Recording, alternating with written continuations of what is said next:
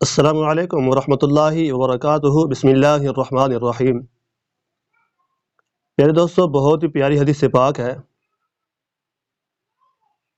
دین کی خدمت کرنا، بڑے بڑے کام کرنا، یہ کوئی نیک شخص کی علامت نہیں ہے۔ ایسا کام کوئی بھی کر سکتا ہے، دکھلاوے کے لیے بھی کوئی لوگ کر سکتے ہیں۔ آپ حدیث پاک سنیں، پھر آپ خود فیصلہ کریں۔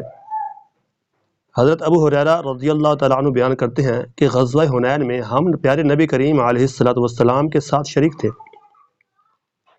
تو رسول اللہ صلی اللہ علیہ وسلم نے ایک ایسے شخص کے بارے میں جو آپ کے ساتھ تھا اور مسلمان ہونے کا دعویٰ کرتا تھا، فرمایا کہ یہ شخص جہنمیوں میں سے ہے۔ جب لڑائی شروع ہوئی تو وہ شخص بہت زیادہ جرأت کے ساتھ لڑا اور بہت زیادہ زخمی ہو گیا۔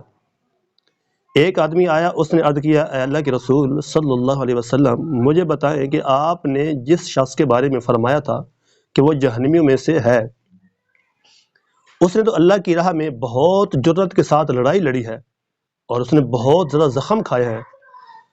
تو آپ علیہ السلام نے فرمایا کہ سن لو، وہ جہنمیوں میں سے ہے۔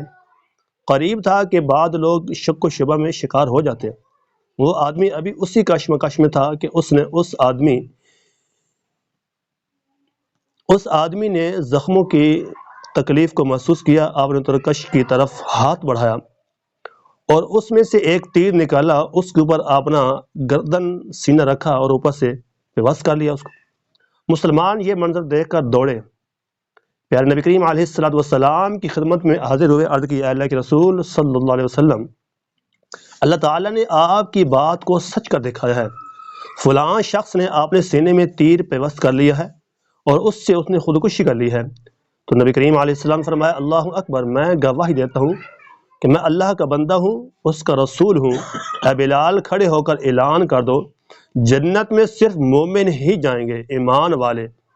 بے شک اللہ تعالیٰ اپنے دین کی مدد فاسق فاجر شخص سے بھی لے لیتا ہے۔ اللہ تعالیٰ ہمیں کامل ایمان عطا فرمائے۔